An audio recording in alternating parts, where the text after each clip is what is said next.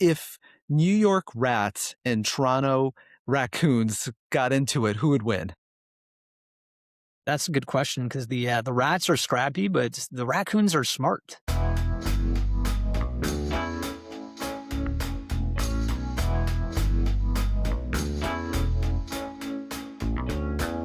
Hi, everyone. This is International Dribble, and I'm Chet Kona. I'm not quite sure how it worked out this way, but both FIFA World Cup travel preview episodes this week feature cities I've lived in and around. Our last episode featured Atlanta, Georgia, and today we're heading to a place that holds some of my most beloved memories in all of North America, Toronto, Ontario, Canada.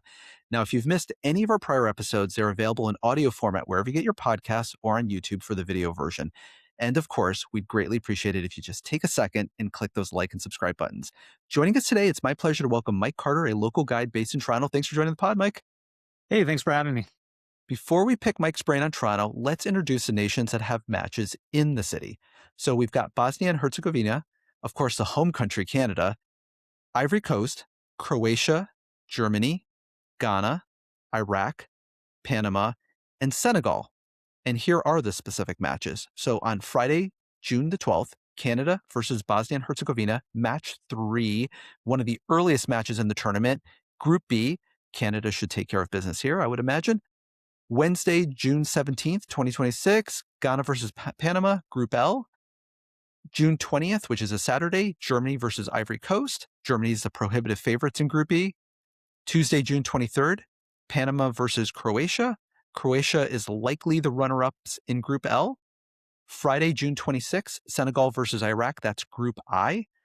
Thursday, July 2nd, Group K runners-up versus Group L runners-up. Could be Colombia versus Croatia, not so sure. It's a round of 32 match. This is occurring July 2nd is the day after Canada Day. And on this podcast, we've been talking about the upcoming 4th of July as the 250th Independence Day from the United States. But it should not be lost that July 1st is Canada Day, also an Independence Day celebrating the union of the British North American colonies, Nova Scotia, New Brunswick, and the province of Canada into the Dominion of Canada in 1867.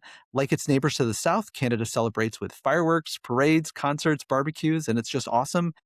It's just awesome to be Canadian and something I've only tasted a little bit living in the country on a work visa, but it's a powerful unifying bond. And so, Mike, I'll ask you this question. Why are Canadians such a tight-knit bunch? There's only about 40 million of us from coast to coast to coast. And I used to be able to say that there's more people in the state of California than our entire country. Now it's about even. We have about the same population right there. So being next door to the United States, we're kind of an underdog.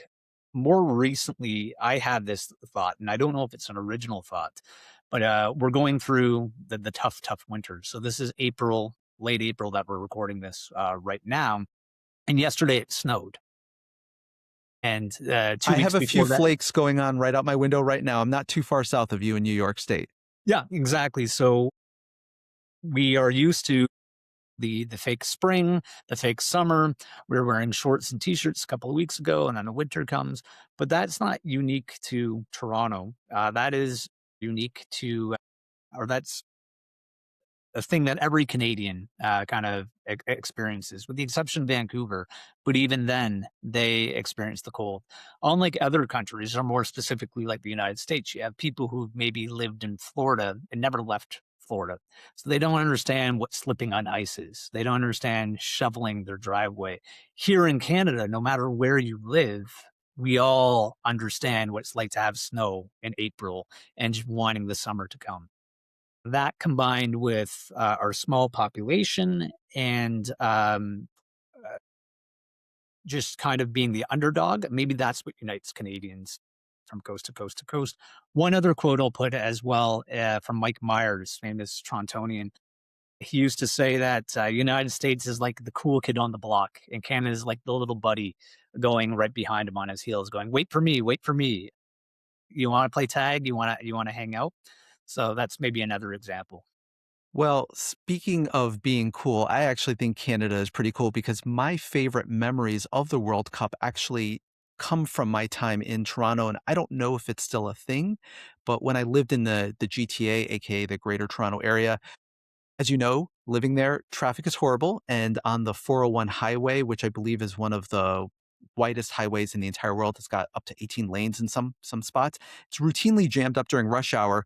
And it's not unusual, obviously, to hear cars honking at each other. But one day around the start of the World Cup in, I believe it was 2002, the honking was out of control and I'm not moving. So I'm looking around, and probably every third car has one of those flags on the driver's side and the passenger side door windows. It's the flag where you kind of have to roll your window up to jam the flag holder into the window. And every car that has one of these flags is repping a flag of, I presume, their home country.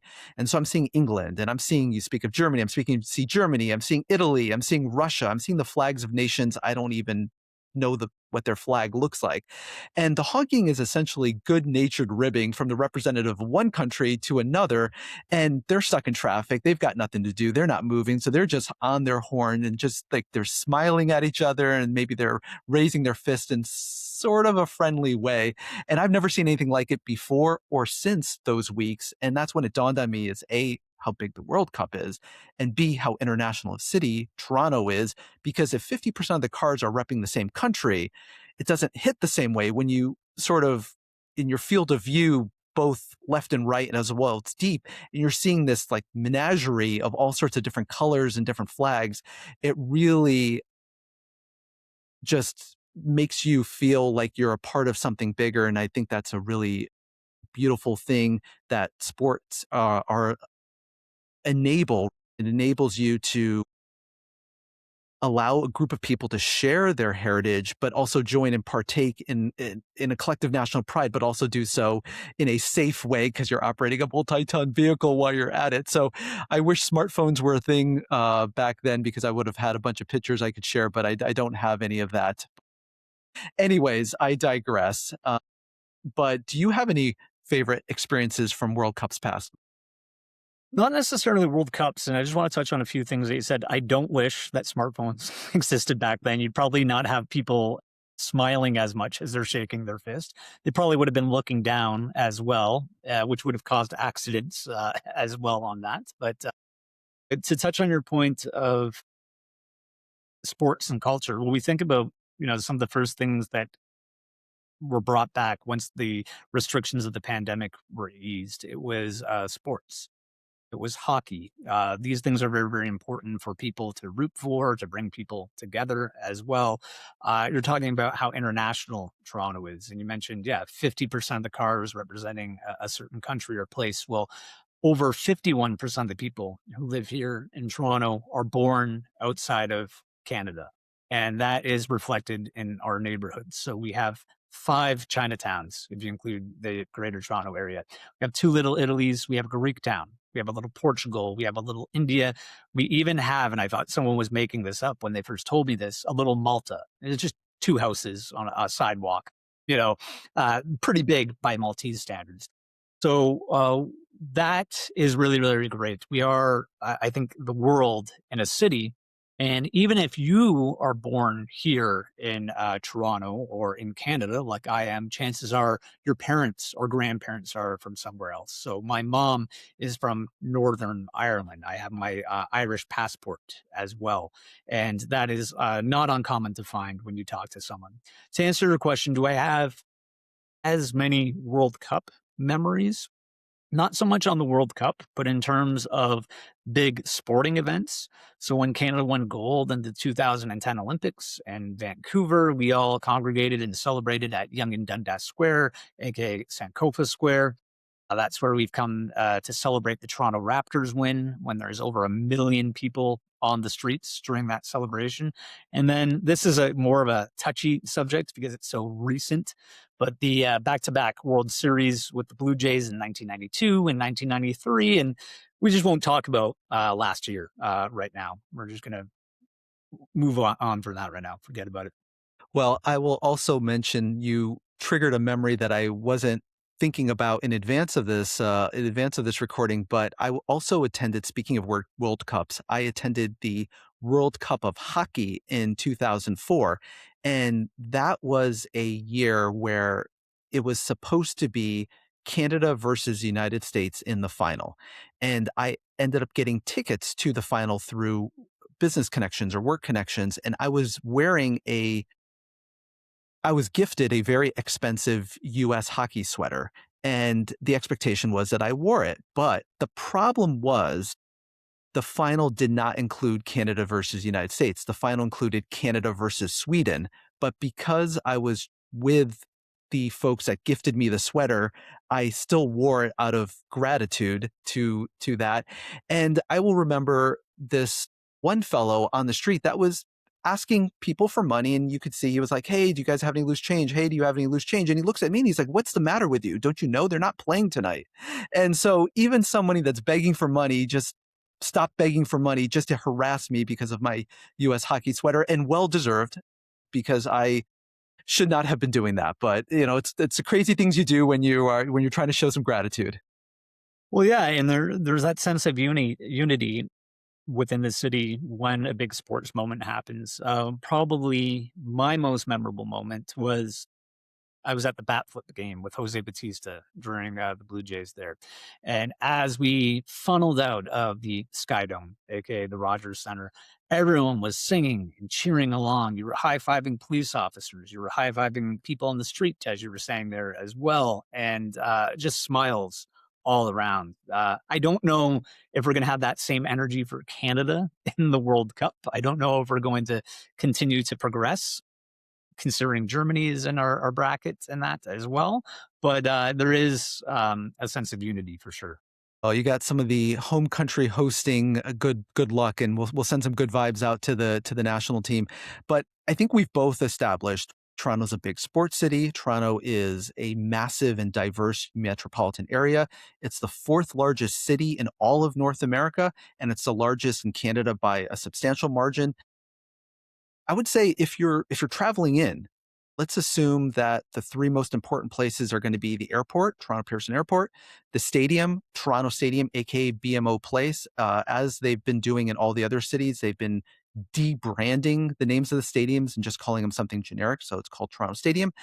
And, Toronto Stadium, I should also mention, is the smallest of the 16 venues. It's got a regular capacity of 28,000 seats. It needed a series of upgrades to meet World Cup hosting standards, and including roughly 17,000 additional seats, kind of temporary seating to bring it up to 45,000 folks. There are some criticisms on social media about the safety and the quality of those additional seats. There's scaffolding and all sorts of pictures that have been spreading online. The reviews, like I said, were not positive, but Lionel Messi is coming to Toronto to play Toronto FC for a sold out Major League Soccer match in the month of May. They're going to be testing out the new stadium. Obviously, when Messi comes to town, you need some extra seats anyway. So that's going to be their trial run of it. But nonetheless, I'm sure it will be fine. I'm sure it'll be very well vetted and tested out by that time. And it's a beautiful location right on the lakefront. The stadium is right on the lakefront, right really in the heart of downtown. So there's all sorts of public transportation available. The airport is a little bit outside of downtown. Mike, in your opinion, where are the best places to stay if you're coming in from the airport and you're going to matches in downtown? Yeah, let me get to that. Let me just address some of the things that you mentioned on that first. So the BMO Stadium that they're having, or the Toronto Stadium, I've seen some of the criticisms online, and they're still putting work into it. One thing that people get concerned about, and rightfully so, is they see the scaffolding. So I would imagine that's going to be all covered up with advertisements. And a lot of times stadiums, temporary stadiums like this, are designed in that way. So I think in Saudi Arabia, they hosted the Royal Rumble for the WWE. They made a stadium in similar fashion with that, and it was all scaffolding, but they covered it up. And if people didn't see the scaffolding and they just saw the covers, they would probably go in there, leave without incident, like it happened, and think it was fine as well. To get there, though, places to stay, to answer your question. I always get back to it. Don't worry. So you're going to be flying into probably Pearson Airport. Now, Pearson is not actually located in Toronto, that's located in a city right next to us called Mississauga. And they were one of the main First Nations groups that lived here for thousands of years before European colonization. And that's important to acknowledge them. We have the Mississaugas of the Credit, we have the Haudenosaunee, the Anishinaabe, the Huron-Wendat, and the Chippewa. And apologies if I mispronounce any of those. There is different variations and different sayings of those names, and I try my best to say them as accurately as possible. So you'd come in at Pearson, and then you would want to come probably downtown. That's where all the action is. Where you want to stay is probably within the downtown core. The only thing with that is that the prices of the hotels have gone up substantially in terms of fees, and it might be harder to get a place. In that, you might want to look at staying in around the surrounding area in the GTA. And then you can take the Up Express, like I mentioned, which stands for the Union Pearson Express. Only takes about 25 minutes to go from Pearson Airport down to Union Station. Or you can take something called Go Transit. Go stands for Government of Ontario. Hmm. It's a triple decker green and white commuter train that comes from the suburbs down to Union Station as well. And then we have about 75 subway stations. We have 10 or 11 streetcar lines and buses that will be operating as well. And they're going to be having special rite of passage buses and streetcar lines going directly to Toronto Stadium, BMO grounds. Hotels that you can stay at depends on your budget, but they have something for everyone. There's the Marriotts, there's the Westins, there is the high-end hotels like the Ritz, the Four Seasons, which, by the way, started in Toronto as well. But then you have Airbnbs you can stay at as well. Where you want to stay, maybe in around Union Station in the financial district, although that's going to be a little bit more expensive. But that is where the high concentration of hotels are. And it's not too far to get to exhibition grounds where BMO Stadium is. And it's worth noting as well, all those suburbs have plenty of hotels as well. Mississauga is going to have probably literally 1,000 hotels if you add them all up across all the different brands and so on and so forth. And you go out to Markham and you go north into kind of the North York area and so on and so forth. There's hotels all over the place. There should not be issues, and the transportation is pretty solid. Like you say, you've got TTC within the city, and then you've got Go Transit out into, I think what you guys call it is like the Golden Horseshoe area around Lake Ontario, which sort of looks like a horseshoe. If there's also, you're coming in from Montreal or you're coming in from Ottawa or something like that. There's also Via Rail. I believe I've taken that once or twice in my life, and that's also, I think in the United States, it's sort of like Via Rail is our version of that is sort of like an Amtrak type of situation. Yep. So I'm not originally from Toronto, and you'll find a lot of guides aren't originally from the city that they do tours of. This is my adopted city. I've been living here since 2009, but I'm originally from Windsor, Ontario. For those of you who don't know, Windsor is one of the only border crossing where you go north into the United States from Canada. So it is also the busiest commercial border crossing between Windsor and Detroit. The joke is Canada cuts off at London, Ontario, and Windsor's kind of in purgatory. We're not sure if we're part of the United States. We're not sure if we're part of Canada there. But when I have people visiting from Windsor, and it's a 4-hour drive, pretty small in terms of Canadian standards, I tell people leave the car, take the train up to Union Station. And that brings up another point that you talked about, traffic. So traffic has always been a problem in Toronto. It's really bad right now, but I'll give you a quote to back this up. So famous European actor Peter Ustinov used to live here in Toronto. And they said, what do you think about Toronto? He goes, it's New York run by the Swiss. That's one of my favorite quotes to describe us. In around the same interview, this was in the 70s, I think, with the CBC. They go, what do you not like about Toronto? He goes, too much traffic. So even back then, it was problematic. But part of the problem is that people are still treating us as a city in the 70s when we had all this sprawl and parking lots within downtown. And you wouldn't drive downtown Chicago necessarily or downtown New York, but people don't think twice about driving in downtown Toronto. And in my opinion, a proper way of getting around. So going downtown, go to Union Station, take transit to get around, Ubers and Lyfts, and walk around. There's bike rentals as well. Downtown Toronto is very flat as well, so it's not hard to move around. And I will also mention, or just to add on to what you're talking about, not going to be an issue for visitors coming in for the World Cup because it's going to be, beautiful weather, and we can touch on weather a little bit later on. But if you're coming in the winter, one of the unique things that Toronto has is it has a underground network where some of those cold temperatures that you're touching on earlier in on the pod, you don't have to go up to street level. You can stay underground. Now, I have never had much luck navigating. I think it's called the path system. It's not maybe the most well marked, and like I said, even though I live there, I never really fully understood it or could ever replicate my steps 2 times in a row. But it is something that does exist, even as mythical as I just made it sound. So there's a little trick for that. So the path, what you're talking about, is the largest underground network in the world of its type. Second, or Montreal's Pedestrian underground network, right? pedestrian underground. It's 30 kilometers of underground walkway. It could go from Union Station down to the harbor front. And if you're going north, it can go all the way up to the Eaton Center shopping mall. You notice I said, oh, it can go north. It could go down south near the harbor front. If you're here in Toronto, that's how people give directions. We go north, east, south, west. And then you got to go, why does everyone do that? And you got to know the grid-like pattern. Toronto is kind of boring the way it was laid out, not very imaginative, but it also works. Everything's in a grid. In Yonge Street, not young as in like little person, but Yonge, named after a guy named Sir George Young. Never been to Toronto, never been to Canada. Got the most famous street named after him. That's the line that goes from south to north in the city and divides east from west as well. If you're ever wondering what's the difference between Queen Street West or Queen Street East, it depends what side of Yonge Street you're on. So in the path, if you get a good idea of what north, south, east, and west is, there is on the ceiling color-coded arrows. And blue is north because it's cold up north.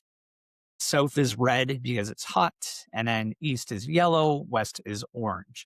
So if you kind of know north, east, south, and west and have that orientation and you look up at the ceiling of the path, you'll see these color-coded arrows kind of giving you somewhat of a direction to go to. Still very confusing though.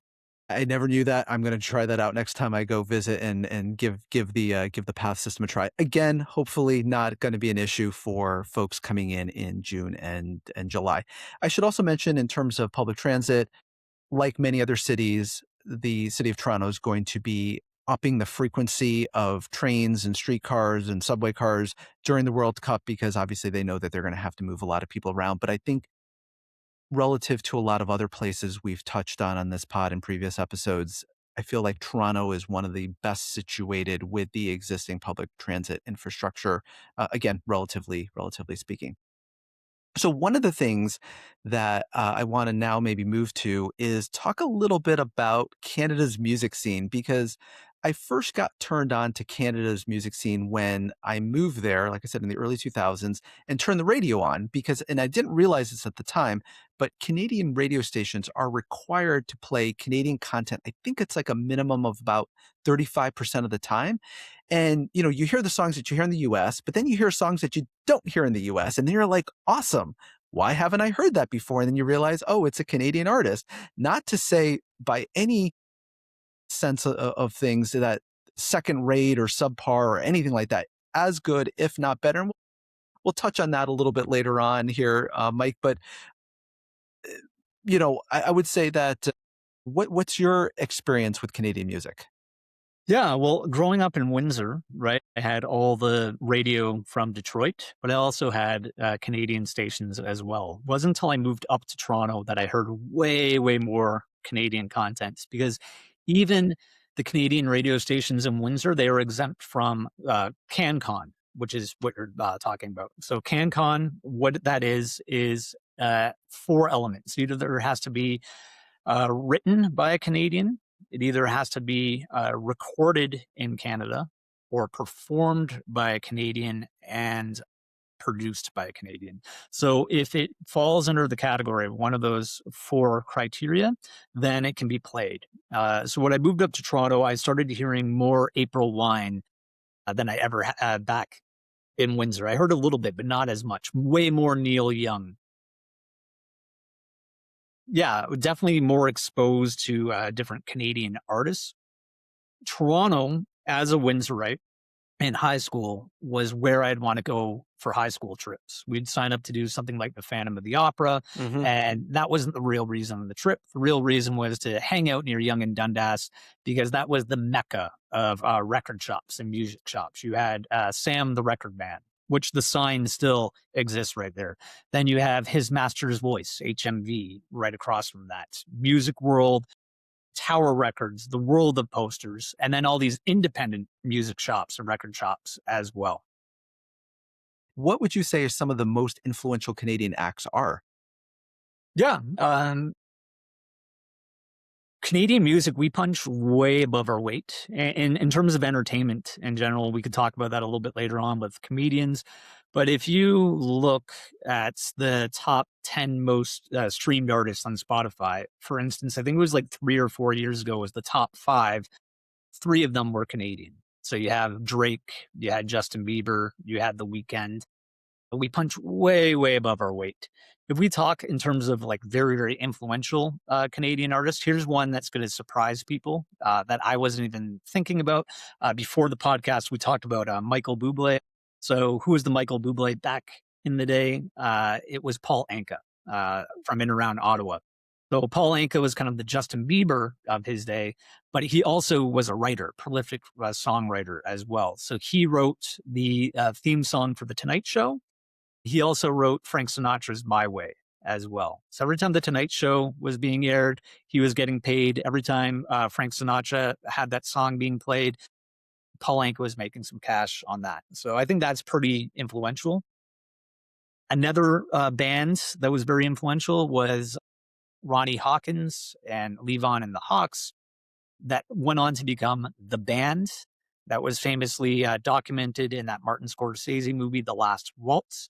So Bob Dylan, when he released his Bringing It All Back Home album, half of it's acoustic, half of it's electric. He needed a live backing band when he was touring around. He went to this tavern called the Friars Tavern. There's a Shoppers Drug Mart that now sits there. Also a little museum on the second floor inside that Shoppers Drug Mart, which is really cool to check out. And he saw this band performing and he says, "Who are you guys?" And they just said, "We're called The Band." And I'd say they're very, very influential in American and North American rock and roll. In fact, I think Rolling Stone or Spin Magazine said that they were the most influential rock band in North America. So again, from Toronto as well. What are some other big influential artists? We have the big folk scene. So if you come to Toronto, Kensington Market is a very bohemian area where a lot of hippies hang out, kind of similar to Haight-Ashbury in San Francisco or Greenwich Village in New York.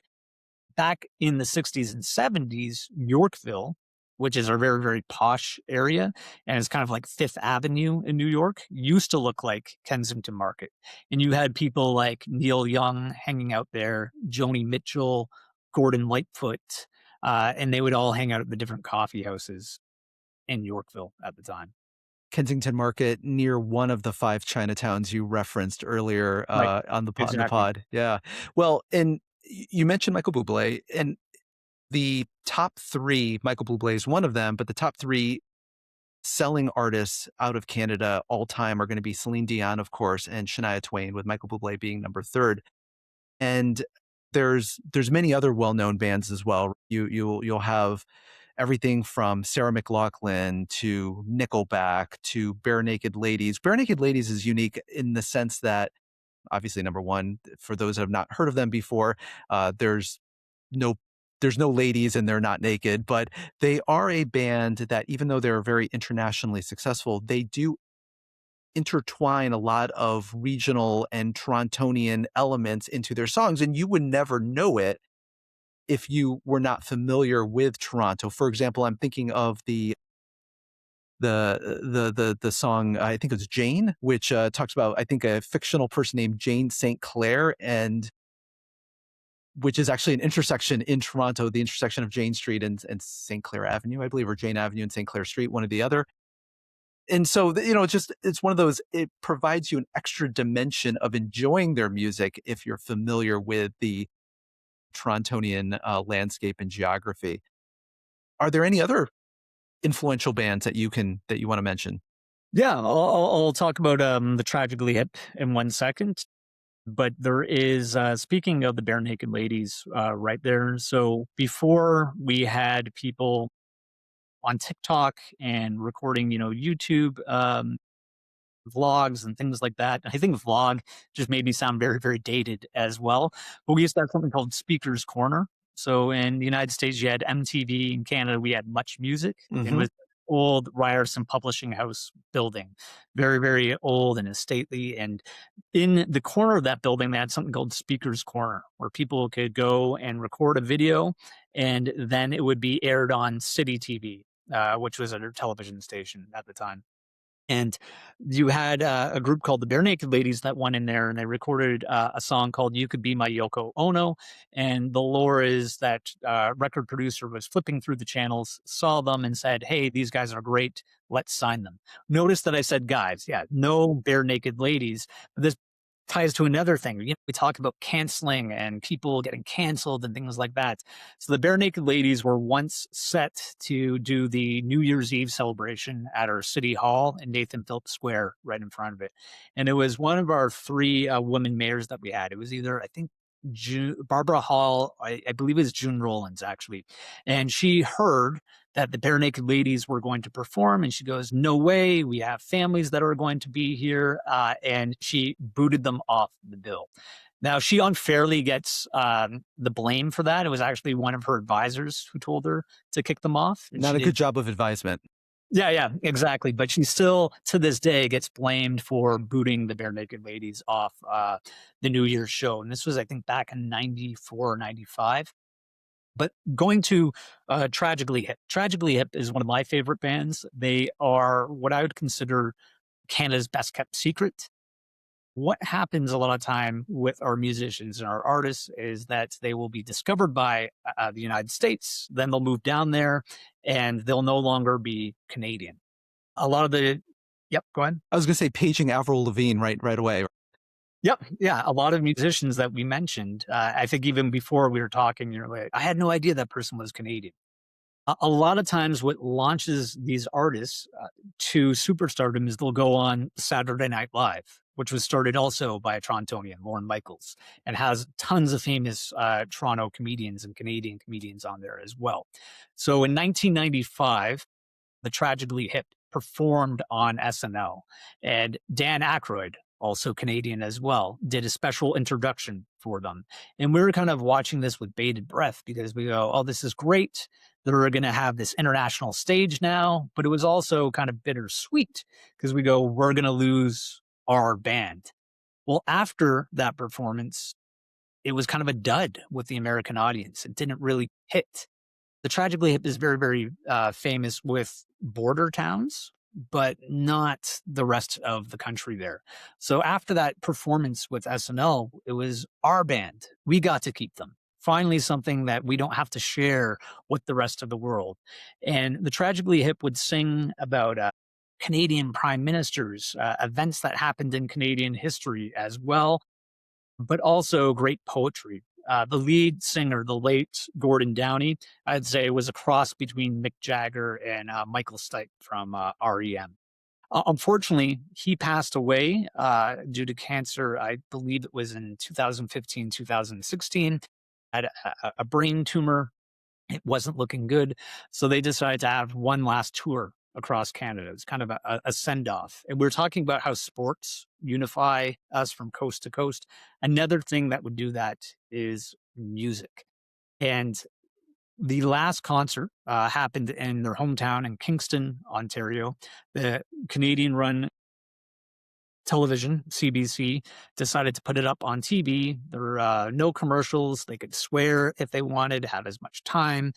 And about half the country tuned in to that performance. In fact, we're talking about the Olympics. They were happening in Brazil at the time, in the athletes' village. Instead of people watching other Olympic events, they were tuned in to that tragically hip event.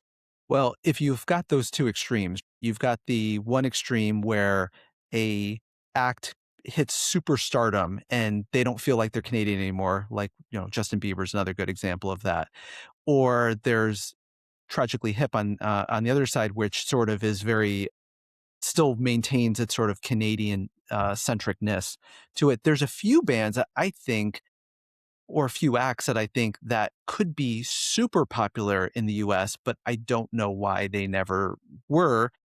Maybe have gained some level of notoriety, but two acts that I discovered when I was living up in Canada. One was Our Lady Peace, the rock band, and another is kind of a coffee house musical act, and that would be Sarah Harmer. She was kind of more folksy. And then a third one would be Sam Roberts Band, would be a third one that just comes to mind. And I would say mainstream in their sounds, all three of them, but in different genres, of course, but mainstream in their genre. But just for whatever reason, you don't hear them played in the US, and I think they're A+ acts in their own right. It's funny that you mentioned Sam Roberts. The first time I saw Tragically Hip, of course, was not in Toronto. It was in Detroit. I think it was at the State or the Fox Theater, and Sam Roberts opened up for him. And one of my favorite songs by Sam Roberts is Detroit 67, about the riots in Detroit in 67. And I always found it curious that here's this song about Detroit and Detroit's history, penned by a guy from, I believe, Montreal, Quebec at the time. I found that interesting. Little side note, one of my favorite Tragically Hip live albums, Live Between Us, that came out in 96, 97, that was recorded in Cobo Hall in Detroit as well. For a Canadian band, they have a strong connection to that city. And one of the things that Toronto, I think, is sort of known for these days is having record shops, actually a place where you can go and you can find vinyl and not just, discover these musics. Maybe you'll take the initiative after you listen to Mike and I, and you'll go out and you'll try to find some of these artists. But I would actually recommend you take it a step further. If you're going to Toronto for the World Cup, try to find these artists on vinyl. And Mike, talk a little bit about the number of record shops there are in the city. Yeah, and I was looking it up right before. So back in the day, I used to say confidently that we had the fifth most amount of record shops. The city with the fifth most amount of record shops, Tokyo being number one. I'm going to Interesting. say that we're in the top 10 right now. And as of this morning, when I checked, and I haven't been to all of them, but we have 47 record shops. So a lot of people lament that, oh, I miss all these record shops. I miss being able to go to Blockbuster. I miss being able to go to Music World and buy the physical media. Well, we still have you covered here in Toronto. It's not concentrated near Yonge and Dundas like it was when I was a teenager, but I'd say a good place to go is in Chinatown. Again, if you go along Queen Street West and then up Spadina, you have a huge concentration of record shops right there. You have Cops Records, which has a couple of locations around Toronto. They have the largest 45 collection in Canada. 45 are those singles with the big hole in the middle there. And then you have another place called Cosmos Records, and that is like the Cadillac shop. It's all original pressings, things that are still in the shrink wrap. I can't believe they have it there. Almost a museum, if you will. But if I can't find anything, Cosmos might have it in terms of funk, soul, hip hop, and jazz.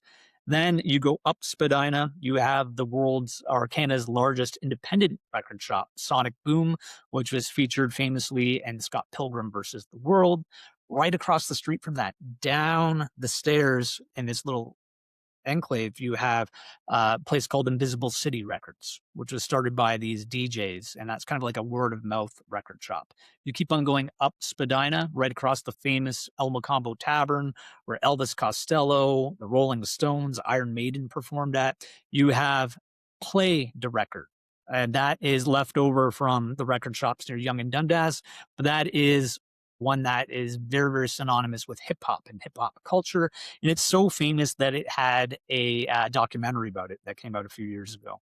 And you could talk to Eugene. He's usually right behind the counter.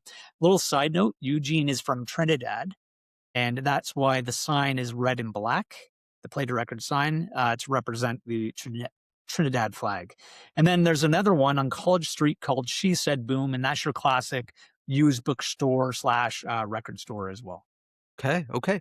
And what would you attribute the sort of the rise in popularity of vinyl records these days? Because I'm a child of the CD era. I've still in my basement got way, way too many CDs. I've literally, we were talking about tower records earlier. I have CD towers. Those were a thing back in the day that people would have in their living rooms, and I've now moved mine to my basement, of course.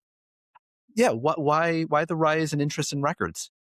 Good marketing from record labels, but beyond that, so let's tackle a myth or that, oh, it sounds better on vinyl. That's hard to really land on that because we have gotten very, very sophisticated with lossless audio, with digital audio, that they do a pretty good job of capturing the essence and the magic of analog sound, or that doesn't make any sense, of vinyl records.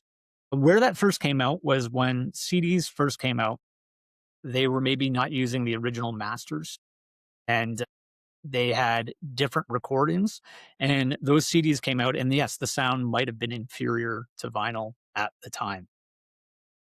It depends on the pressing, it depends on your equipment, it depends on your ear as well.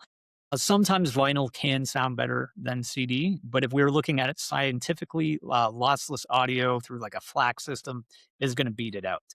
But why? I'm not answering your question. Why did it come back? When I got into vinyl, this was back in high school, so over 20 years ago. I could get all these albums and these discographies at Value Village and vintage shops for $1. I could get Fleetwood Mac's Rumors for $1, Michael Jackson's Thriller, and all these people were getting rid of their collections. In fact, a family friend gave me a collection of 20 to 30 records, so it's really helped start things. There is this. That's one reason. It was cheap at one time. The other reason is that people want something that they can hold that's tangible. You're also seeing resurgence in DVDs. And I think it's because we're getting frustrated with the fragmentation of streaming platforms and how people will take things off streaming platforms as well. And there's no ownership of your music anymore. I know Joni Mitchell and Neil Young, I was mentioning earlier, for a while, they removed their songs from Spotify. So I couldn't access it. And what if Spotify or those streaming platforms were to leave tomorrow, just go like that? There would be different ways to find your music, but you don't actually have ownership of that. The other thing, it demands your attention. So when you're putting on a vinyl record, you're no longer listening to it passively. You could put it on and do something in the background, but you have to be there to flip the side. You have to take the album work out and really admire it. You have to drop the needle in the groove. And I find that when I listen to an album on vinyl, I'm connecting with the music a little bit more. I'm connecting with the artist rather than just pressing play on my phone and streaming it to my TV. There's so much great live music venues on my record tour that I was talking about. Not only would I go to near those record shops, I mentioned the Alma Combo Tavern, but if you like blues music, there's Grossman's Tavern. Hmm. Then you also have the legendary Horseshoe Tavern, which is, some would say, the CBGBs of Toronto at the time. And then more recently, about a weekend ago, my girlfriend and I went to Cameron House, and that's more bluegrass. And it was just incredible to go and see live music. And I forget the name of the artist there, but we have this incredible live music scene here in Toronto that I would encourage people to check out when they're here for Cup. And I would say during the summertime, hanging out on patios all across downtown is very much a thing to do. A lot of places will feature live music. Some places will maybe just be playing some music. Some places it's just about people watching, of course. But there's lots of great patios, lots of great places to hang out in downtown Toronto. Why don't we touch on some other places for visitors to come and check out when they're here in Toronto? You mentioned Kensington Market. We touched on one of the Chinatowns, the kind of the I'll call it the traditional Chinatown on Spadina. There are other Chinatowns spread out. There's Mississauga, there's Markham, there's many others. And I will tell you, my family will come up to Toronto just for the food, just to sample everything from Middle Eastern to Asian to Indian to Eastern European food because it's just so accessible, so much of it, so good, and especially if you're a an American coming up, the conversion also helps the wallet a little bit in terms of being able to enjoy some of that stuff. But yeah, touch on some of the other cool neighborhoods, other cool places to check out that are free in Toronto. Yeah, and I think it's important to note what Toronto is. Toronto is a sister city to Chicago. We have a lot of similarities. They're on a Great Lake. We're on a Great Lake. Similar architecture. They have a second city. We have a second city. Kind of like Chicago, we're a city of neighborhoods. I think a lot of time when people come here to Toronto, they only stay for a few days and then they leave, they might get the wrong impression, especially locals. They'll come here for work and they'll come right downtown in the Mm. financial district, or they'll come here for a baseball game or concert near the CN Tower and the aquarium, and then they'll leave. And I go, "What did you think of Toronto?" And they go, "Well, it was very concrete, all the steel and glass. It was kind of cold and uninviting." I go, "Well, where did you go?" And they just mentioned those two places. So you got to really go and explore the soul and the heart of the city, and that's in our neighborhoods that we have. So Kensington Market is one. That is, like I said, 51% of the people live here born outside of Canada. No better snapshot of that than Kensington Market. Right off of that, you have College Street. If you keep on going west on College Street, you have Little Italy. And if Italy was in the World Cup bracket, that would be the place that you'd want to go to. Sadly, they're not. We said we weren't going to talk about religion, politics. We should have said that as well. I'm not going to talk about that as well. I hope I didn't offend anyone on that. If you go down Dundas Street on the other side of Kensington Market, there, the southern boundary, you keep on going west there, you have Little Portugal, which is another cool area you can check out that has these little custard tarts. In around the University of Toronto, which is Canada's largest university, one of the most prestigious as well. You have all this beautiful parkland and these old buildings. One of my favorite things to do is stroll in around that area. People on the east side of Toronto will be like, "You're giving us no love right now." So I got to give a shout out to the Danforth, which is also Greektown, which is east of the Don River. But then you can also go into an area called Leslieville as well, Cabbagetown. Also, right before east of the Don River, you have the Old Town Toronto and the Distillery District, which is a cool area to check out. And then the parks. So Toronto has about 1,600 parks. 18% of Toronto is parkland. One of my favorite parks to check out is High Park. There's Christie Pitts Park as well. So definitely explore the neighborhoods, the bars, the restaurants, and the venues. And right next to the Distillery District, you've got a different market. So not Kensington Market, but St. Lawrence Market right next to there. And that's a place where I would, from my experience, you can one stop shop. You can get a wide selection of different ethnic foods and little kind of slice of the different neighborhoods all in one spot. Yeah, and, speaking of that, so that was voted back in 2015 by National Geographic magazine as the best food market in the world. I don't know how much we paid them for that, but they based that off of the history. So on Saturdays, there's a building right across the street from it that has a farmer's market, and it opens up at 5 in the morning and goes till about 3 p.m. They've been doing that since 1803. It's one of the longest standing traditions that we have here in the city. Is also where you can find the signature dish of Toronto. So Chicago's got the deep dish pizza. Detroit has their pizza. Philly's got the cheesesteak. So what does Toronto have? We have something called the P-Mail Bacon Sandwich. Peameal. So it used to be rolled in crushed yellow peas and then cornmeal. And there's two places that you can get that at the market. You could either get that at Carousel Bakery. Anthony Bourdain and Emma Lagasse has featured that, or you could get it at a place called Paddington's Pump. Now, for people who are listening, they might say that's not the signature dish of Toronto. Uh, their Jamaican patties is up for that as well. Some people will say poutine. We can't lay claim to poutine. That's Montreal's thing. And former Mayor John Tory did say that the official dish of Toronto is the female bacon sandwich. Lends ourselves to the nickname Hogtown that we had at one point as well. Well, just south of there, you're talking about parks. There's also islands off the coast of Toronto, Toronto Islands. I've been there a long, long time ago. It's just a wonderful little place to kind of go and hang out. You see a lot of families there. They've got some great playgrounds and kind of splash park esque type stuff there. That's also another one of my favorite to parks besides Hyde Park, besides Toronto Island. Other sort of family fun activities to do in the area. Yeah, and I forgot to mention Toronto Islands is one of my favorite things to do in the summer. Wouldn't recommend swimming in the harbor in between the city and the islands, but on the other side of the islands, yes, you can swim in Lake Ontario. One of my favorite things is to go to one of the many beaches on there, swim back to the beach, and you have this canopy of trees, and then above it, you have all these skyscrapers. So it's a forest of trees, forest of skyscrapers.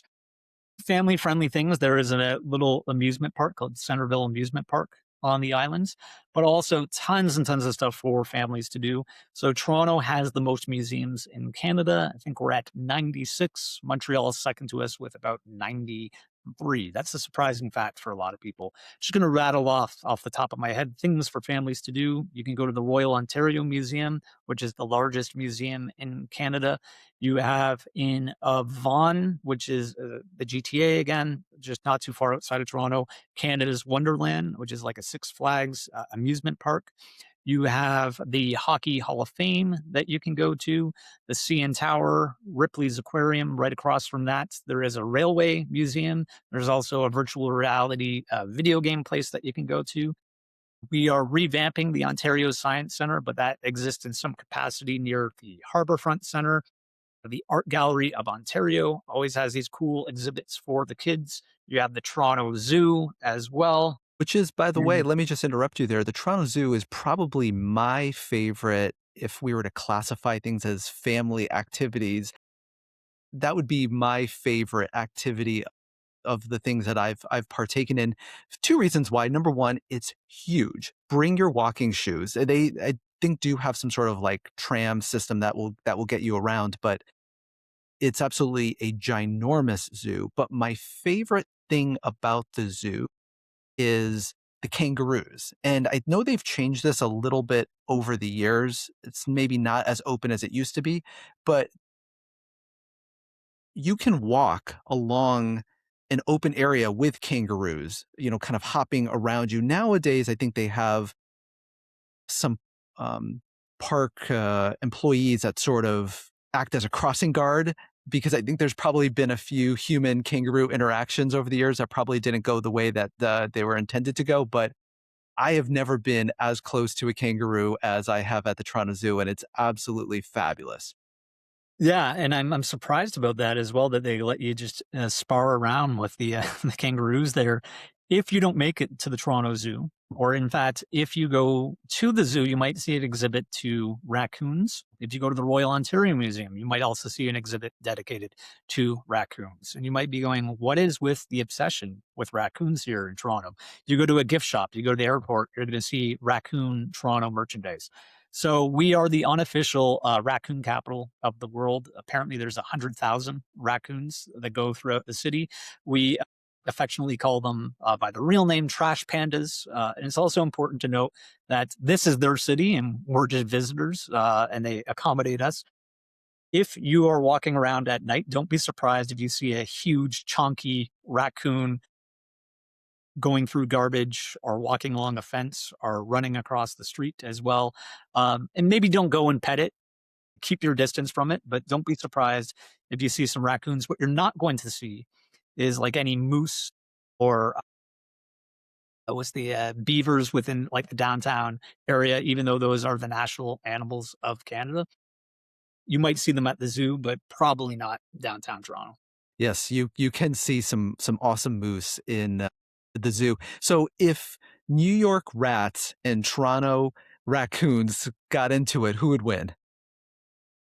Well, yeah, that's a good question because the rats are scrappy, but the raccoons are smart. We constantly have to revamp our garbage cans and put different locking mechanisms on them because they keep on figuring it out. So maybe in like a knife fight, I'm going to give it to the rats, the New York rats. But if we're playing chess or something where there's a lot of strategy, I'm going to give it to the raccoons. Fair enough. Well, you heard it here. The who would win battle between New York and Toronto. So, in terms of shopping, so one of the things that I've discovered over the years is Square One. I believe it's one of the largest malls, if not in the world, certainly in North America, certainly in Canada. That's over in Mississauga. What are other popular shopping areas or shopping districts to explore if you're in Toronto? Yeah. So I just mentioned Vaughan with the Canada's Wonderland. So they also have something called Vaughan Mills Outlet Shopping. I've never been because I'm not a huge shopper. Going back, and I mentioned this earlier when I was talking about the path, I was talking about the Eaton Center Mall. And not only as a teenager would your quest be to go to all the music stores are, you'd also want to go to the Eaton Center shopping mall. So this is the largest shopping mall within downtown. It is so large it encompasses two subway stops. So you have Dundas subway stop and Queen subway stop. It's one huge block. It's 300 stores and restaurants and 5 levels as well, and is connected to the path. So that's your shopping mall with all the big name brands and outfits there. If you want something kind of more unique or more boutique shops, you can go down Queen Street West, like I mentioned earlier. That was voted as the second trendiest neighborhood in the world by Vogue magazine. This was about 10 years ago. And that's very Canadian as well. To quote Mike Myers again, we love being second place, second biggest country in terms of land mass. We always get silver medals. So, second best shopping district is also something we can subscribe to. And then in terms of day trips, if you have a car, which again don't really require a car, but if you have a car, you want to rent one for the day, what are some of your favorite day trips to take, outside of the city? Yeah. So Niagara Falls is 90 minutes away. It's just around the horseshoe. And the best way to do that is to take your car. You don't want to drive in downtown Toronto, but leaving the city. Now, I say 90 minutes, but if you're going during rush hour, you have to account for traffic with that.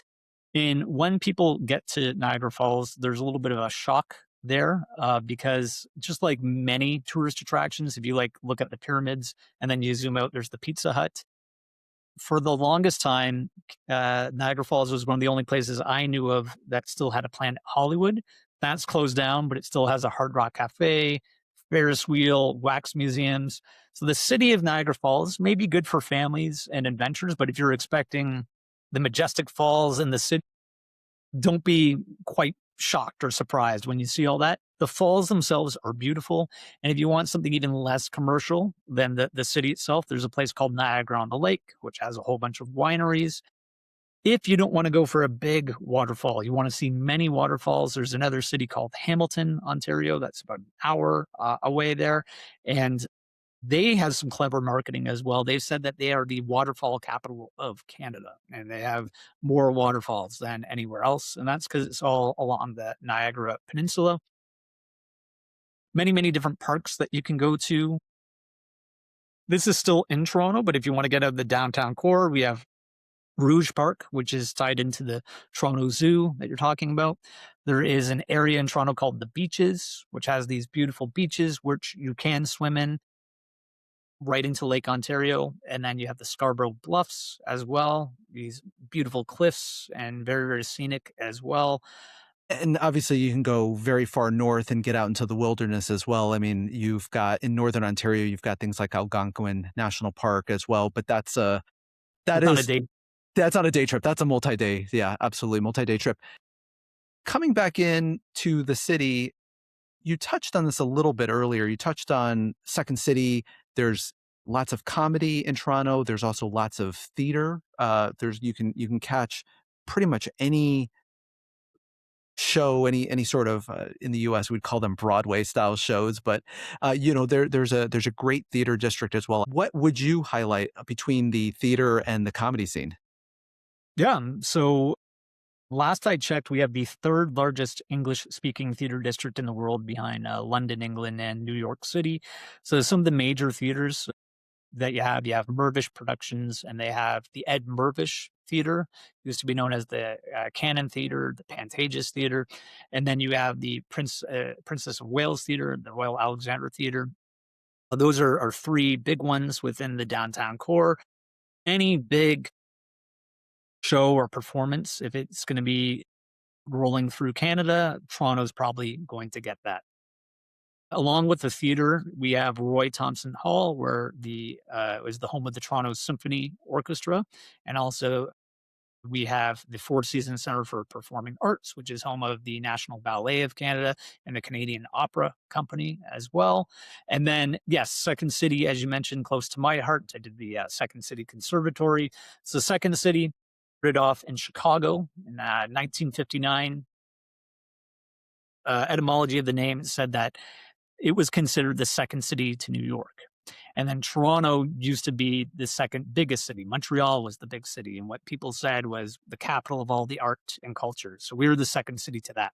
And we created ours in 1973, 74. You had a lot of members from the cast of Godspell. So you had the late Catherine O'Hara, Rick Moranis, Dave Thomas, Paul Schaefer was part of that group as well, Eugene Levy.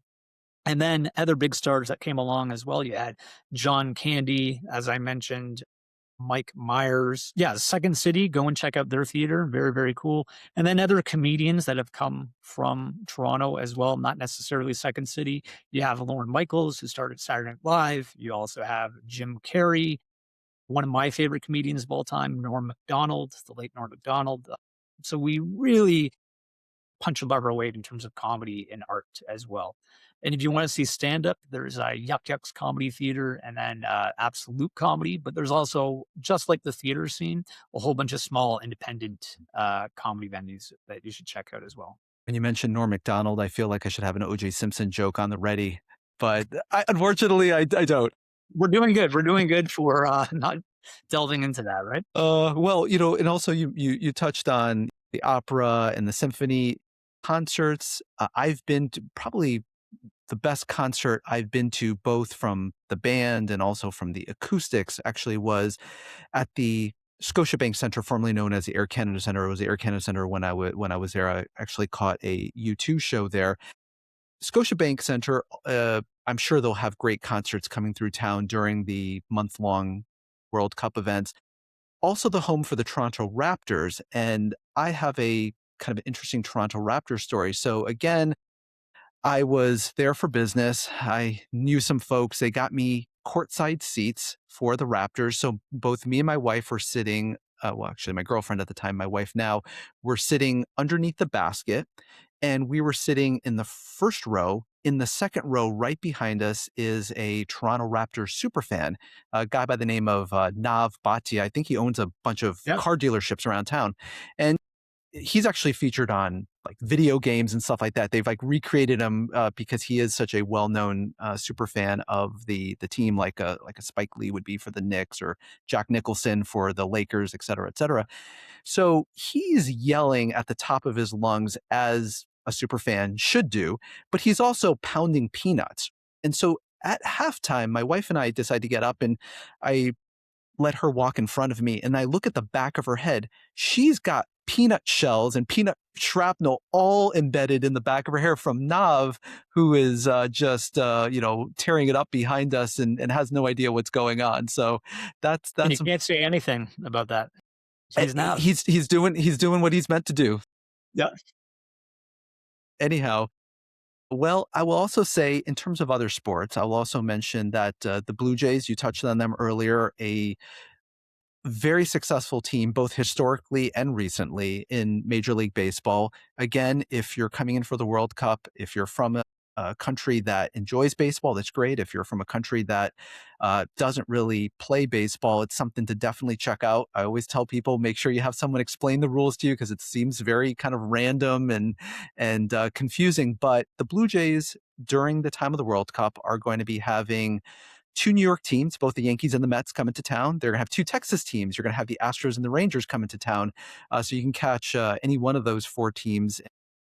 Of course, the stadium is ginormous, should not be difficult to get a ticket. Certainly by World Cup ticket standards, it should be a walk in the park in terms of catching the Blue Jays. But we touched on also Canada Day that's going to be taking place during the World Cup. So where would someone go to watch fireworks, for example, Mike? Yeah, usually they have fireworks. And quick note, if the Yankees are coming to town, you were saying that you're wearing that USA jersey. That's fine, but you can't wear a Yankee jersey at a Blue Jay game. It's not going to end well for you. You can wear a Mets one. You can wear, a Texas one, just for safety. You don't want peanuts being thrown at you purposely. So no Yankees jersey. That's just my little tip on that. Well, that's another faux pas I'm guilty of, I think, over the years. So there you go. I'm not endearing myself to you, Mike. Over the course of this 60 minutes or so, I think you like me less than we started. No, no, no, it's fine. And if you want to break bread with a local Torontonian, boo the Yankees, and they'll be like, "Here, you were looking for a place to stay. You could have my apartment. Right? It's fine as long as you boo the Yankees. No hard feelings, of course." So fireworks, Ashbridge Bays Park usually has that. That's in the beaches area that I mentioned earlier. There is Mel Lastman Square north of the city, North York. They'll usually do a fireworks celebration on Canada Day. Then sometimes Canada's Wonderland, which I mentioned in Vaughan, they'll do Canada's Day celebration. And then Nathan Phillips Square near City Hall will sometimes do one. The big fireworks display, though, is usually Ashbridge Bay Park. And that's something you want to give yourself a little bit of time to get to because transit will be pretty backed up getting there. Walk, but you want to get yourself plenty of time there.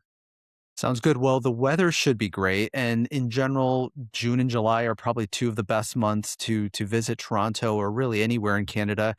My understanding is that you're going to be talking about highs in that 75, 80-degree Fahrenheit range, which is going to be kind of mid to upper 20 degrees Celsius. And then the lows are going to be low 50s to, I guess that translates to like mid teens, mid to upper teens in terms of Celsius as well.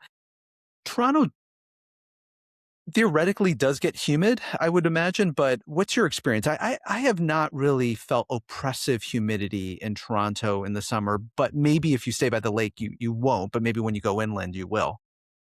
I think you're underselling the heat on that. So I think it would be a little bit hotter Okay. than that. And we've had some spikes where it's closer to 40 these past couple summers as well. I think that's one of the most surprising things for people, especially people down south think we all live in igloos and, take snowshoes to work and things like that. And then they get up here and they're like, oh, it's really, really hot. So think about New York City, kind of same kind of climate right there. New York City is very, very hot in the summer. Same thing with Toronto. Yeah, you have the lake effect that can cool, but also provide that humidity as well. Awesome. Well, Mike, you're a local guide. How can people get in touch with you, or if they want to get in touch with a local guide while they're in Toronto or planning their trip to Toronto, how would you recommend that they do that? Yeah, they can contact me through my website, which we're going to share with the episode. And then there's a whole bunch of other great tour operators, which I'm going to provide you a list of that we can also share on the social media channels. Some I'm going to rattle off real quick. So, as a guide, I'm a contractor. I work for many different other tour organizations. If you're wanting to do a Segway tour of the distillery district, that's an all pedestrian area.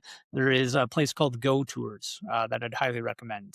They share an office with the people who do the Haunted Walk of Toronto, also a great tour company. They also do distillery tours with drinking involved in that as well.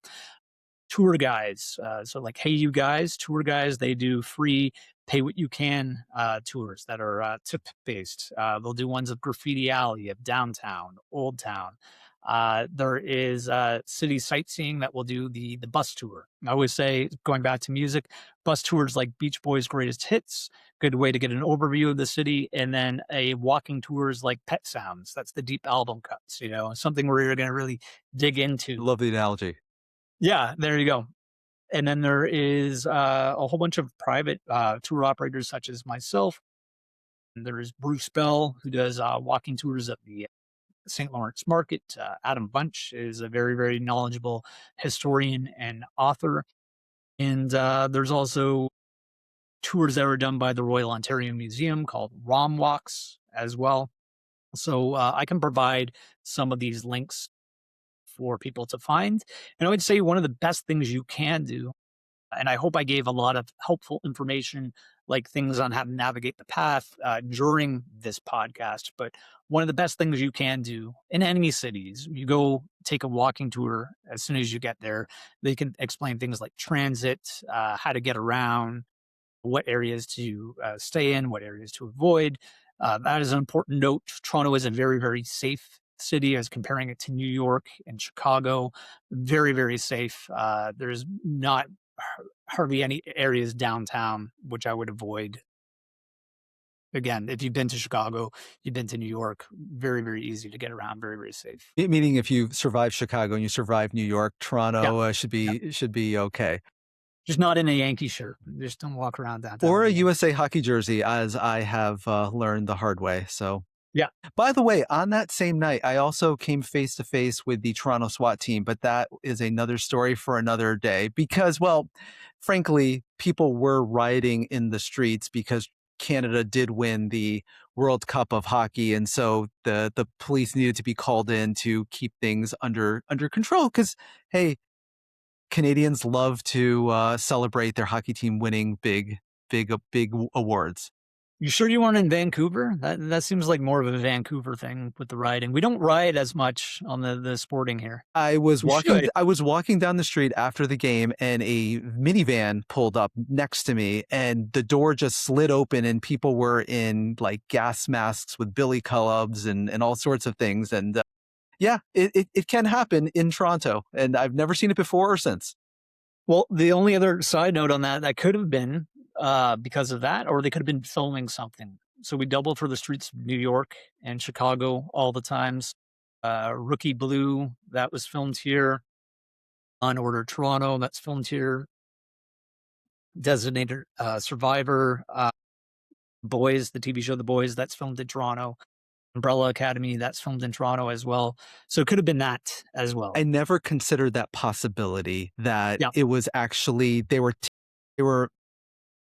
taking advantage of the chaos in the streets that was already there after the game and filming a scene. That is a wow. 20 years later, I considered an alternate possibility.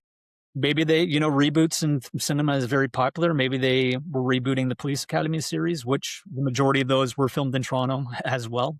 Those are great movies from my youth, and I will stop there before I say something I shouldn't. So, practical tips. When you have visitors coming in from all over the world to visit the city, what are some of the things that you would recommend in terms of things that are just the most common mistakes or oversights that they have specific to Toronto? Yeah, again, the car thing, that's for everyone. If you have to drive to, say, your hotel or destination, I would advise just keeping your car there. I just took my car downtown the other day, and you don't own the car owns you. You have to babysit at that point. So leaving the car at home is just more liberating and freeing to walk around. We're a North American city. We're, again, New York run by the Swiss, as Peter Ustinov said. So tipping culture is the same as it would be in the United States as well.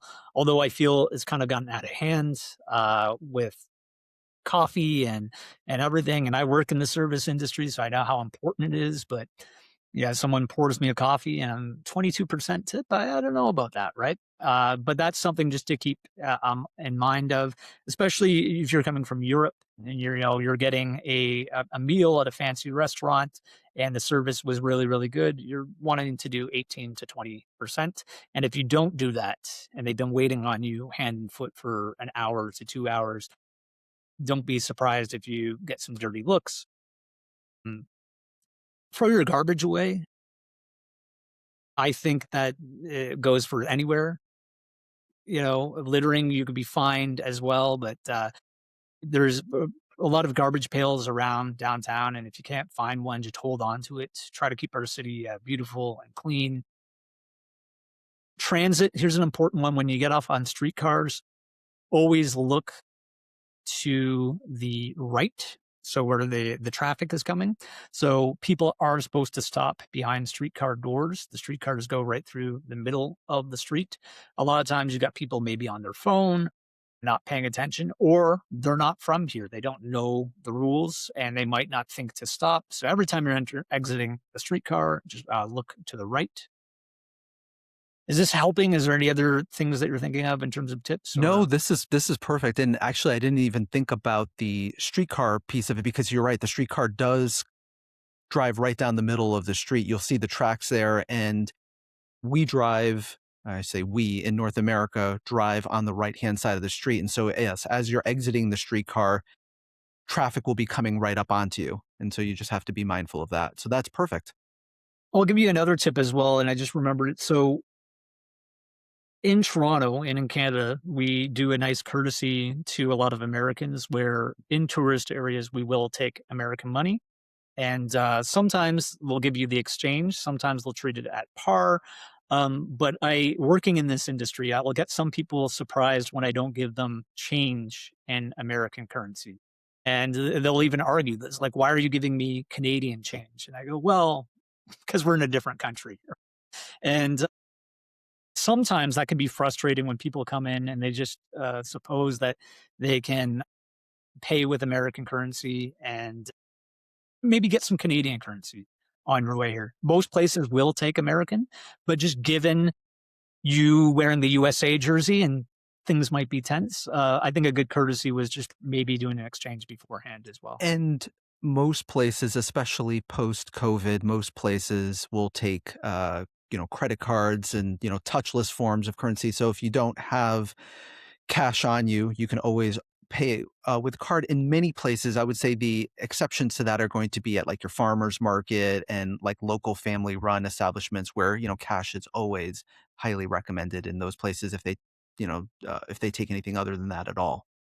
Absolutely. In fact, the Rogers Center Sky Dome, where the Blue Jays play, that you mentioned, they don't take cash at all. It's all cashless, and I'm seeing a lot more venues go that way. But if you're going to a market, you're dealing with a local vendor, yeah, cash. And like I said, some will take American, but you're not going to get American change. So maybe have a bit of Canadian cash as well. Absolutely. Absolutely. Well, thank you so much for your time, Mike. Appreciate all the knowledge you've dropped on us. What's your final word on welcoming the world to Toronto? I want to say thank you for coming to Toronto. I hope everyone enjoys it. I've been to every city in Canada. I've driven across Canada, and I still choose Toronto as my home. Toronto, much like everything, it's something that what you give is what you get. So if you come in here and you dig into the culture, and this goes for locals who might be listening as well, who love complaining about it. Like if you volunteer, or you check out some of the parks, or you check out one of those 95 museums that I mentioned as well, and you really lean into the culture, you're going to be rewarded richly as well. Keep an open mind, and yeah, glad to have everyone come and visit Toronto. And again, it is its own country. Don't pull a Homer Simpson and refer to it as America Junior because it's not. It's actually, having lived there, given the opportunity, I would move back to Canada in a heartbeat, and specifically Toronto. Really, truly one of my favorite places in the entire world. So thank you, Mike. Thank you to everyone for listening and for watching. There's multiple ways to follow International Dribble. Of course, you've got the classic way, which is wherever you get your audio podcasts, and you've got YouTube. You can go to at INTL Dribble for the video, and then of course Instagram as well. Have a great day, everyone.